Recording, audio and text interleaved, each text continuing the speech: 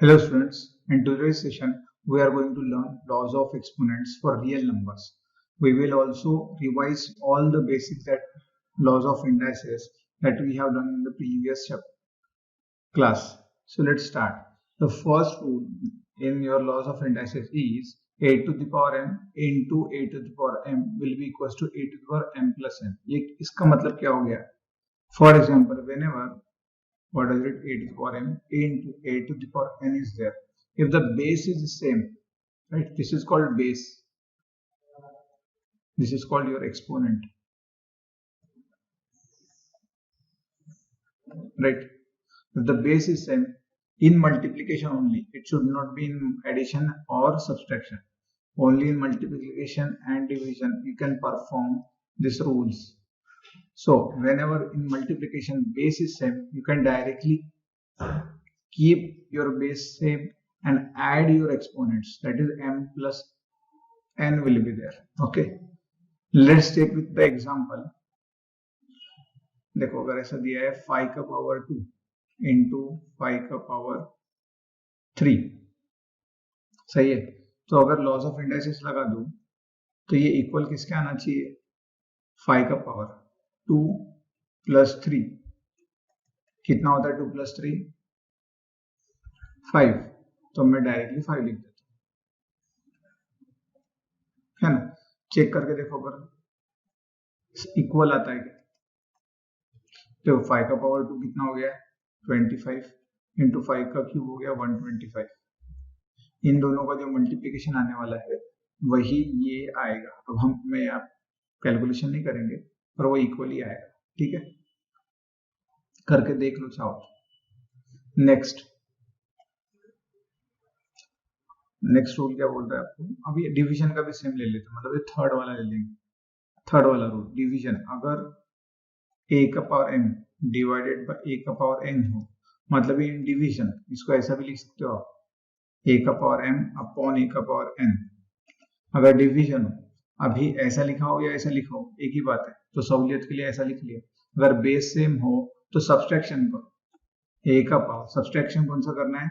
नीचे वाला ऊपर वाले में से सब्सट्रैक्ट करना है, मतलब m माइनस n ऐसा लिखना पड़ेगा। जैसे एक एग्जांपल देख लो, सेम वही 5 का पावर 3 और अपॉन 5 का पावर 2 अगर हो तो ये इक्वल किसके आना चाहिए? 5 का power 3 minus 2 according to the laws of indices, क्योंकि बेस इक्वल है, मतलब इक्वल क्या आना चाहिए? 5 का पावर 1, मतलब ये आंसर आना चाहिए 5। तो देखो इसका आंसर 5 आता है क्या? 5 का क्यूब मतलब क्या हुआ? 5 इंटू 5 इंटू 5, 5 का स्क्वायर यानी 5 इंटू 5, ये 5 गया, ये 5 गया, बचा 5। आंसर 5 ही आने वाला है ना दोनों का, दोनों साइड का। मतलब ये जो हमने लॉज ऑफ इंडाइसेस लगाया है इन दोनों केस में ये इक्वल है, ठीक है? तो ये याद रखना है आपको। डिवीजन में आप सब्सट्रैक्ट करते हो डिवीजन में, और मल्टीप्लिकेशन में आप ऐड करते हो। ये हमने प्रीवियस क्लास में ही पढ़ा है, जस्ट हम इसको रिवाइज कर रहे हैं, क्योंकि नेक्स्ट एक्सरसाइज जो है हमारे 1.6 इसमें लॉज ऑफ इंडाइसेस का हमको यूज करना है सॉल्व करने के लिए। अब सेकेंड रूल आ रहा है, a का पावर n ब्रैकेट का power m equals to a का पावर mn। इसका मतलब क्या है? a का पावर m ब्रैकेट का पावर n, इसका मतलब क्या है बोला उसने? अगर ऐसा हो, कोई नंबर हो, एग्जांपल के लिए समझते हैं, कोई नंबर, थोड़े छोटे नंबर लेते हैं कि जिससे इसका कैलकुलेशन इजीली निकाल सकते। 2 का पावर 2 है, ठीक है, और इसका पूरा पावर कोई 3 है, ऐसा आपको दिया है। तो हमारा लॉज ऑफ इंडाइसेस क्या बोलता है? अगर एक टर्म का पावर है कुछ दिया है और पूरे होल टर्म का एक पावर दिया है, तो आप इन दोनों को इंडाइसेस को मल्टीप्लाई कर दो, m इंटू n, और वो जो आंसर बनेगा वो a के पावर में दे दो। समझे मैंने क्या बोला? देखो 2 का पावर 2 है और होल पावर 3 है, तो क्या करना है? इन दोनों को मल्टीप्लाई करना है, और वो किसके पावर में देना है? 2 के पावर में दे देना है, मतलब बेस के पावर में रहेगा। तो 2 का पावर कितना आएगा? 6। अब चेक करना है हमको, 2 का पावर 6 कितना होता है? 64, है ना? ये आंसर है। चेक करो अगर इसको जनरली अगर आप सॉल्व करते हो तो क्या आता है? क्या लिखा है हमारा? 2 का पावर 2, 2 का पावर 2 मतलब आया 4, और 4 का पावर 3 कितना आया? 64, है ना? 4 4 जा 16, 16 4 जा 64। मतलब जो हम ये लॉज ऑफ इंडाइसेस लगा रहे हैं वो नंबर अगर पुट करें हम तब भी इक्वल ही आ रहा है, तो ये थर्ड लॉ आपको याद रखना है, ए का पावर एन, ब्रैकेट का पावर एन हो तो इन दोनों को मल्टीप्लाई। हम इसको स्विच भी कर सकते हैं। अब मैं इसको ऐसे भी तो लिख सकता हूँ ना, मैंने क्या करते हैं, एन अंदर डाल दिया, एम बाहर लिख दिया, चलेगा। क्यों? क्योंकि अल्टीमेटली ए का पावर क्या आने वाला है, एम और एन का मल्टीप्लीकेशन ही आने वाला है, सही है ना। तो कहीं कहीं हमको ऐसा जरूरत पड़ सकता है कि 5 का पावर 2 लिखा था, उसका पावर 3 लिखा था, पर आप सॉल्व करते करते आप क्या लिखोगे, 5 का पावर 3 उसका पावर 2, आपने क्या कर दिया, देखो स्विच कर दिया, पोजीशंस स्विच हुई ना। क्योंकि ऐसा कुछ सॉल्यूशन में आप ऐसे एडजस्टमेंट करो तो कैलकुलेशन इजी हो जाए, इसलिए ये यूज किया है, तो ये याद रखना है, ठीक है। अब आ रहा है हमारा फोर्थ रूल। फोर्थ रूल क्या है, ए का पावर 0 और फिफ्थ है ए का पावर -1। इसका मतलब क्या है, कभी भी हो आपका, चलो फोर्थ वाला हमने, फोर्थ रूल क्या है, ए का पावर 0 अगर हो तो वो हमेशा 1 आएगा। ए या कुछ भी नंबर हो, मतलब कोई कुछ भी बेस हो, उसका पावर अगर 0 आए 1 लिखो। -6 है, पावर 0 आए 1 लिखो। 7/2 है, पावर 0 आए 1 लिखो। क्लियर है सबको? Now moving toward the fifth. इसको अब फिफ्थ वाला क्या बोल रहा है हमको, रूल ए का पावर -m हो, ठीक है, तो इसको 1/a का पावर m लिख सकते हो। मतलब क्या हुआ, जब भी आपको किसी भी नंबर को का रेसिप्रोकल लेना है तो उसके पावर का साइन चेंज करो। यहाँ पावर निगेटिव था तो आपने पॉजिटिव लिखा, अगर पॉजिटिव होता और आप इसका रेसिप्रोकल लेना चाह रहे हो तो आपको साइन, जो पावर है उसका साइन चेंज करना पड़ेगा, पॉजिटिव तो निगेटिव, निगेटिव तो पॉजिटिव। फॉर एग्जाम्पल 5 का पावर 2, इसको आपको 1/5 का पावर में लिखना है, तो हमने क्या बोला, पावर का साइन चेंज कर दो, ऐसा। क्लियर है? अगर ऐसा हो 7 का पावर -3, अगर इसको 1 लिखना है तो हम क्या करेंगे, इसको पावर को पॉजिटिव कर देंगे, साइन चेंज कर देंगे। समझ में आया?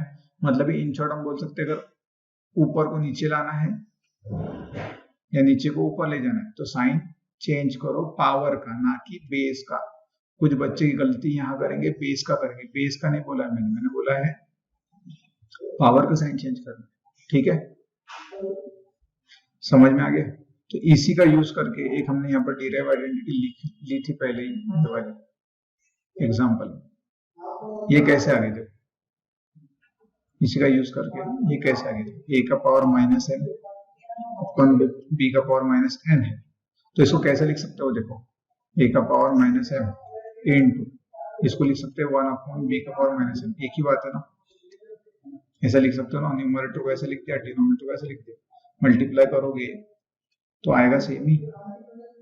आप बताओ, अगर मेरे को ये पावर निगेटिव है, इसको पॉजिटिव करना हो तो इसको नीचे डालना पड़ेगा, तो नीचे डाल दिया, हो गया पॉजिटिव, निगेटिव कर दिया आपने पॉजिटिव। अब ये निगेटिव है, इसको पॉजिटिव में कन्वर्ट करना है बी वाले को, तो इसको ऊपर ले जाना पड़ेगा, ऊपर ले जाओ, क्या बन जाएगा, बी का पावर n। अब फिर से मल्टीप्लाई कर लो, 1 इंटू बी का पावर n, बी का पावर m, ए का पावर m इंटू 1, ए का पावर m। दैट मीन अगर ए का पावर -m अपॉन बी का पावर -n है, आपको अगर इसको ऊपर ले जाना है, इसको नीचे लाना है, तो शॉर्टकट में क्या कर देना है, लेकर तो गए और साइन भी चेंज कर दो। क्लियर है? चलो एक एग्जांपल लेते हैं, 5 का पावर 3 अपॉन 7 का पावर -2। अब 7 को अगर मुझको ऊपर ले जाना है तो क्या करना पड़ेगा, साइन चेंज करना पड़ेगा पावर का। 5 को नीचे लाना है तो क्या करना पड़ेगा, साइन चेंज करना पड़ेगा। क्लियर है? सिंपल है। चलो इसी पे कुछ क्वेश्चन और देख लेते हैं, आधा क्वेश्चन और देख लेते हैं। अगर ऐसा हो 2/3 का पावर -3, तो हमने अभी बोला हम इसको अगर रेसिप्रोकल लेना चाहते हैं, इसको इस नंबर का रेसिप्रोकल लेना चाहते हैं, तो साइन चेंज करना पड़ेगा। याद नहीं, ऐसा लिखोगे अगर आप 2/3 तो पावर में क्या लिखना पड़ेगा, 3, है ना। अब ये रेसिप्रोकल हो गया, मतलब आप देखो ये तो आपको पता है ना, हमने अभी आपको ये लॉज ऑफ इंडक्शन में ये भी पता है, ए का पावर m इंटू ए का पावर एन। बेस सेम था तो हमने एडिशन कर दिया, ठीक है। पर अगर बेस अलग अलग हो और पावर सेम हो तो क्या करोगे, इन दोनों का बेस का मल्टीप्लीकेशन करोगे, मल्टीप्लीकेशन है पावर सेम, ठीक है। इसमें फर्क है, बेस डिफरेंट हो पावर सेम हो तो अंदर डाल दो, बेसिस को मल्टीप्लाई तो मल्टीप्लिकेशन कर दो, डिवीजन अगर हो तो बीच में डिवीजन आ जाएगा, ठीक है। जैसे a का पावर m अपॉन b का पावर m, देखो बेस डिफरेंट है पर पावर सेम, तो हम लिख देंगे a अपॉन b का पावर m। डिवीजन में भी होगा, एडिशन सब्ट्रैक्शन में नहीं लगेंगे लॉज ऑफ इंडाइसिस, ये याद रखना है। कुछ बच्चे laws of indices addition subtraction में भी लगा देते हैं। तब वाइस वर्सा भी तो लिख सकते हैं, अगर आप कॉमन निकाल के पूरे को दे सकते हो तो सेपरेट भी तो कर सकते हो, इनका बंटवारा भी तो कर सकते हो, उल्टा लिखोगे ना आप। मतलब ये अगर मैं ऐसा लिखना चाहता हूँ, 2 को भी मैं 3 का पावर दे सकता हूँ और 3 को भी 3 का पावर दे सकता हूँ, ये वाला यूज किया हमने। ऐसा लिख सकते हो तो ऐसा भी लिख सकते हो। अब सीधी बात है, ये ऊपर चला जाएगा फिर, मतलब ये क्या बन गया, 3 का पावर 3 अपॉन 2 का पावर 3। इन शॉर्ट में इसको ऐसा भी लिख सकता हूँ, 3 का पावर 3 और 2 का पावर 3। अब फिर से वापस से ज्वाइन कर लेंगे, पावर सेम है तो इनको एक कॉमन में लिख सकता हूँ इसको, 3/2 ब्रैकेट, सही है। तो हम एक और डिराइव आइडेंटिटी निकाल सकते हैं याद रखने के लिए, आपको अगर याद रखना हो तो रखो, इजी है कि a अपॉन b का पावर माइनस m हो तो अगर पावर पॉजिटिव m करना है तो अंदर वाले का रेसिप्रोकल लेना है ना। किया है ना हमने यहाँ पे, देखो ये वाला जो क्वेश्चन किया, मुझको ये नेगेटिव को पॉजिटिव लिखना था तो हमने अंदर वाले का रेसिप्रोकल लिया है, और ये उसका पूरा जस्टिफिकेशन पूरी प्रोसेस का है ना। ऐसा घूमते घूमते घूमते हमने ऐसा लाया है ना, सिर्फ लॉज ऑफ इंडाइसिस के अंदर और लॉज ऑफ इंडाइसिस लगाते गए और हमने ला लिया। तो ये एक डिराइव आइडेंटिटी आप याद रख सकते हो, ठीक है। नेक्स्ट इस पे आते हैं हम, ये तो फिफ्थ रूल भी हो गया हमारा, मैंने अभी बताया। यहाँ -1 नीचे ले जाओगे तो +1 होगा, +1 रहो या ना रहो कोई बड़ी बात नहीं, -m इसको नीचे ले जाओगे तो m आ जाएगा। सिक्स्थ रूल में ये वाला जो है ये इंपॉर्टेंट है, दोनों मतलब ये हो गया और ये हो गया, 6 और 7 मान के चल लो इसको, ये हमारे 1.6 में ज्यादा हेल्पफुल होगा, बाकी के तो आएंगे एज ऑब्वियस। कभी भी a का पावर ऐसा स्क्वायर रूट दिया हो, स्क्वायर रूट दिया हो मतलब यहाँ पर ये 2 है पर हम जनरली नहीं लिखते। अगर now coming to if this is written root है, इसका मतलब क्या है, a का पावर 1/2, ठीक है, ये याद रखना है। अब हमको पता है रूट क्या बताता है, अगर ऐसा लिखा हो √4 तो उसका आंसर क्या आता है, √4 का 2 ±2 लिखते हो।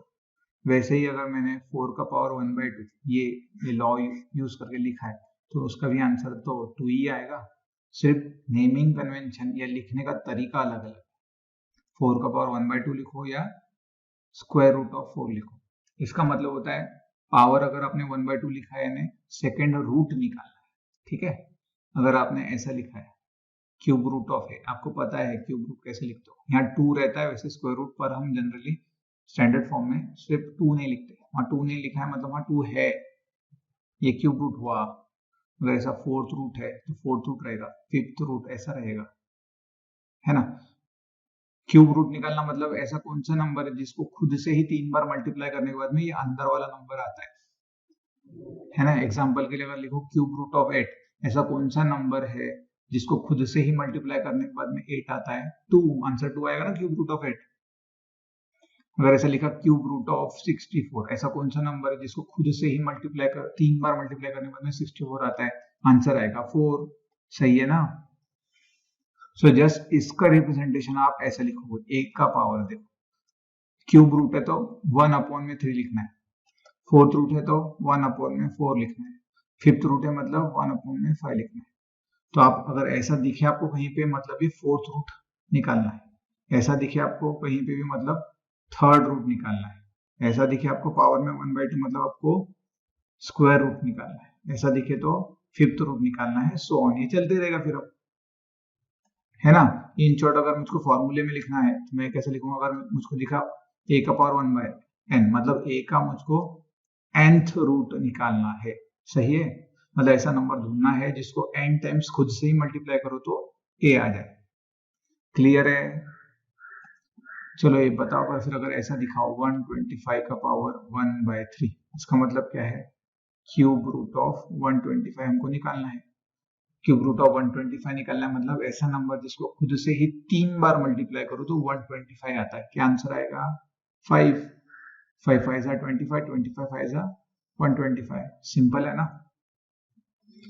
32 का पावर आ जाए 1/5 मतलब है फिफ्थ रूट ऑफ, अभी बताए, फिफ्थ रूट ऑफ 32। ऐसा कौन सा नंबर है जिसको खुद से ही 5 टाइम्स मल्टीप्लाई करो तो 32 आता है? 2 2 2 जा 4, 4 2 जा 8, 8 2 जा 16, 16 2 जा 32। समझ में आ गया? ये 1 अपॉन में क्या है? ये nth रूट मतलब 1 अपॉन में n लिखना है पावर में, यानी nth रूट निकालना। 1/3 लिखना है यानी थर्ड रूट निकालना, मतलब क्यूब रूट निकालना। ठीक है, सिंपल। तो ये देख लिया हमने, पूरे लॉज ऑफ इंडाइसिस रिवाइज कर लिए। क्लियर है सबको? अब कोई लोग बोलेंगे कि सर ऐसा अगर हो तो square root of A into square root of B.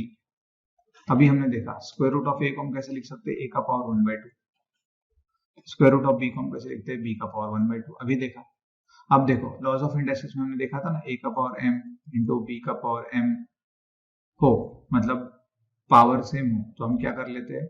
Base को कंबाइन कर लेते हैं। मल्टीप्लीकेशन हो तो मल्टीप्लीकेशन, डिवीजन हो तो डिवीजन बीच में रख देते हैं और पावर m ही रखेंगे, है ना।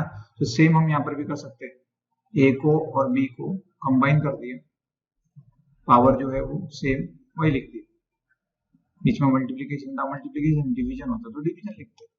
मतलब अगर ऐसा होता डिवीजन रूट ए, या चलो क्यूब रूट ऑफ ए वाला example, cube root of B, इसका मतलब क्या हुआ? ए का पावर 1/3, बी का पावर 1/3। पावर सेम है, हमने अभी बोला पावर सेम है तो आप क्या लिख सकते हो? इसको कंबाइन कर सकते हो। अब इसको अगर वापस से क्यूब रूट में लिखना है तो हम ऐसा भी तो लिख सकते हैं, cube root of A upon B. सही है। देखो इसको ऐसा लिखा ना हमने डायरेक्ट, वैसे ही देखो आपने यहाँ पर ये लिखा है, इसको ऐसा भी तो लिख सकते हो, 1/2 को लिख सकते हो स्क्वायर रूट, और अंदर क्या है? ए इंटू बी।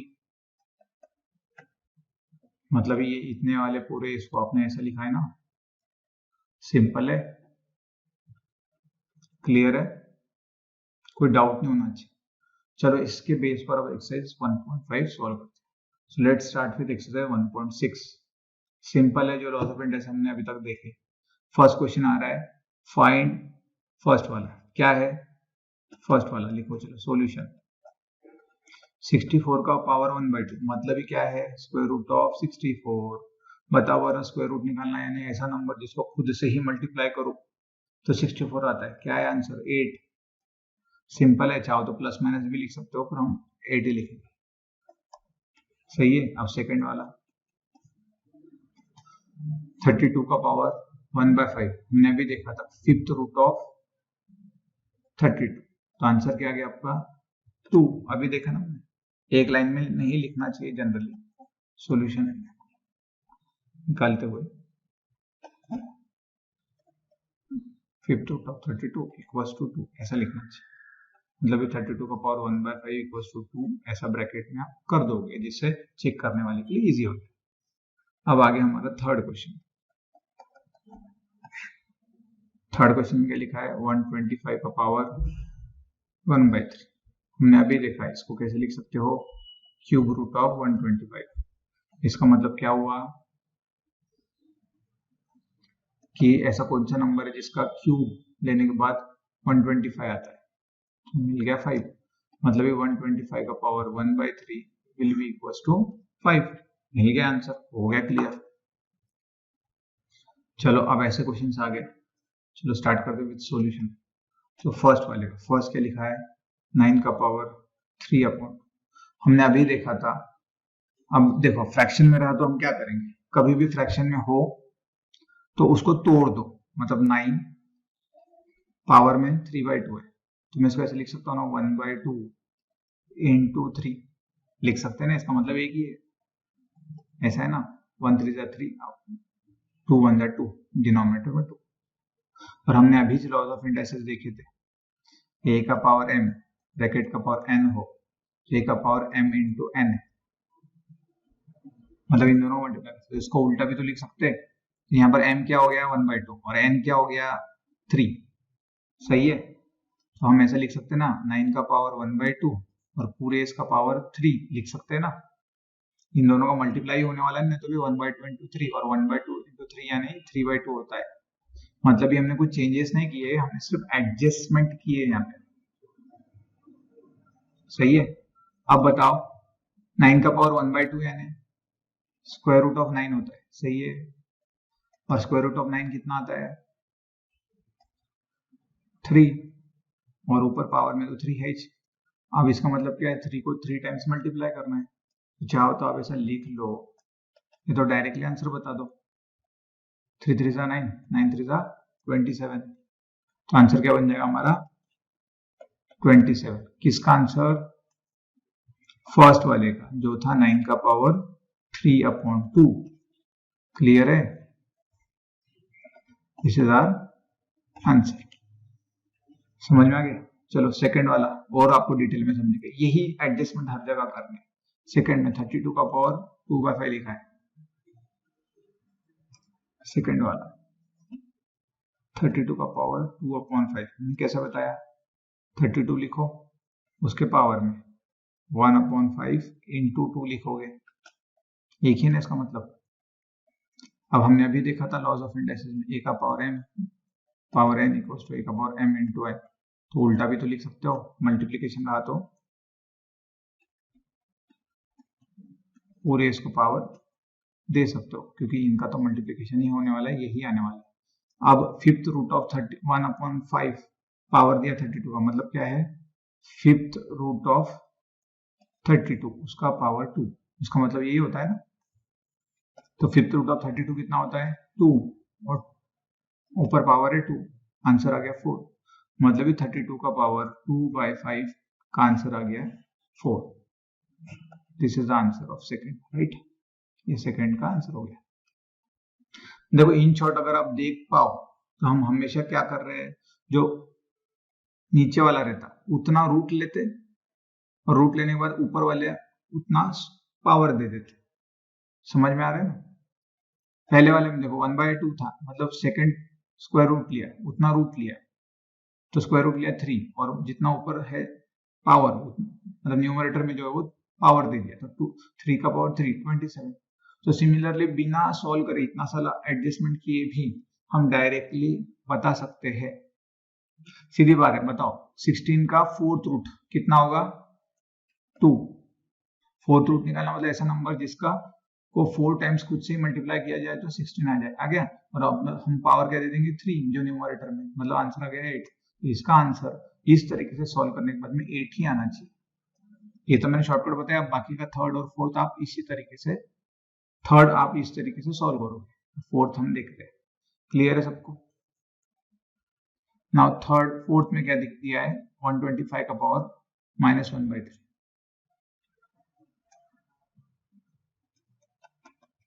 थर्ड तो आपको है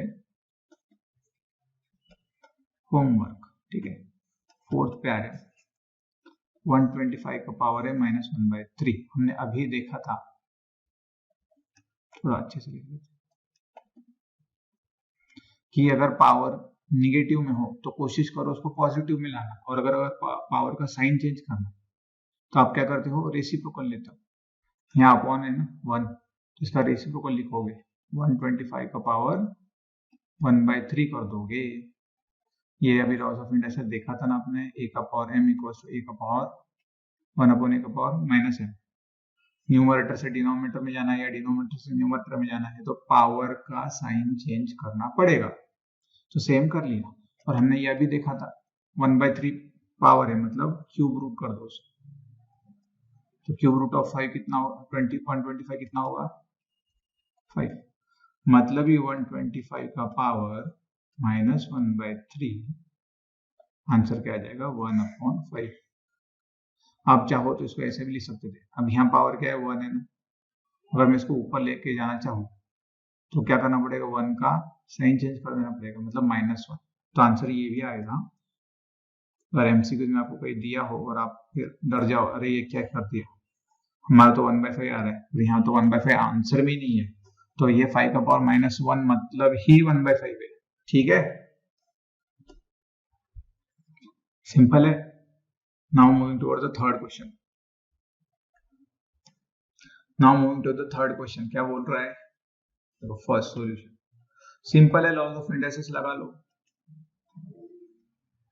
फर्स्ट में क्या दिया है 2 का पावर 2/3 इंटू 2 का पावर 1/5। हमने अभी देखा था बेस सेम हो तो हम क्या करते हैं, जो पावर है उसको ऐड कर देते हैं, तो 2 के पावर में क्या आएगा 2/3 प्लस 1/5, ये एडिशन।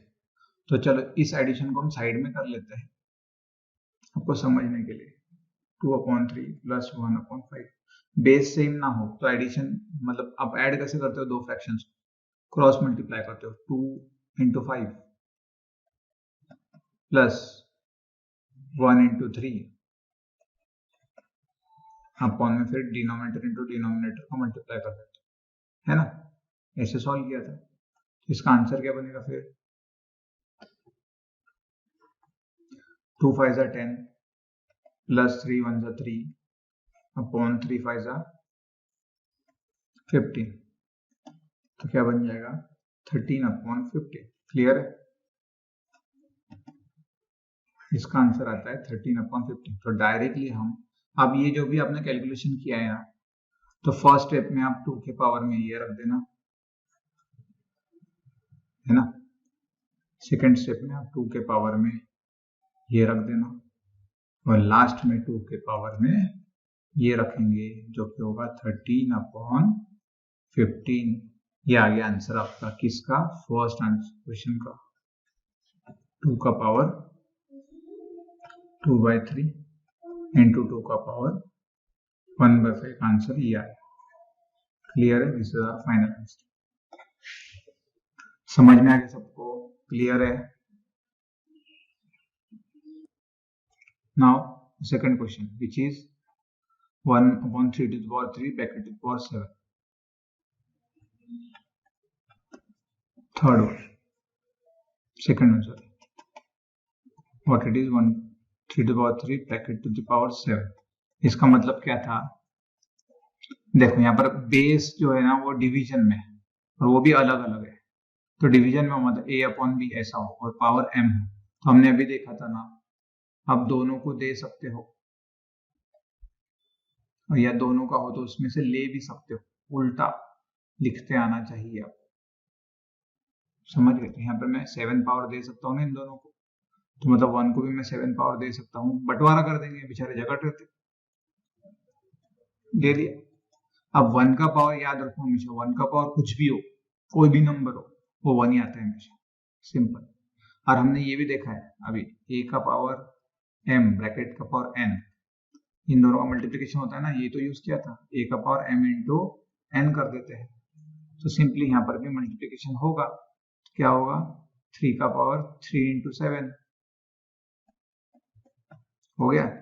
बताओ 3 इंटू 7 कितना होता है 21। अब यहाँ उसने आपको फाइंड आउट नहीं करने को बोला है, a का पावर 21 मतलब 3 का पावर 21 मतलब क्या ऐसा 21 टाइम्स क्या लिखते बैठोगे, कितना बड़ा हो जाएगा नंबर, अब नहीं करना है क्योंकि यहाँ सिर्फ लॉज ऑफ इंडाइसिस को यूज करना था हमको, ठीक है। तो सिंप्लीफाई करना था, आपने सिंप्लीफाई कर दिया है उसको, 1/3 का पावर 3 ब्रैकेट का power 7 is equal to 1/3 to power 21। छोटा नंबर हो तो फाइंड आउट कर सकते हो पावर में, और इतना बड़ा हो तो मत करो, ठीक है।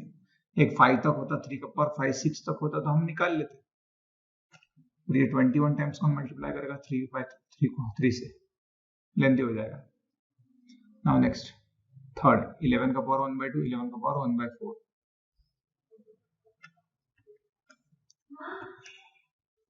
थर्ड क्या है हमारा क्वेश्चन, 11 का पावर 1/2 अपॉन 11 का पावर 1/4। क्लियर।